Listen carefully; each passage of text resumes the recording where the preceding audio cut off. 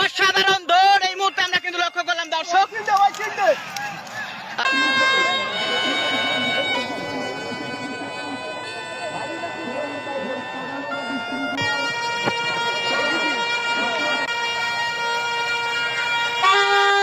আমার সামনে দিয়েই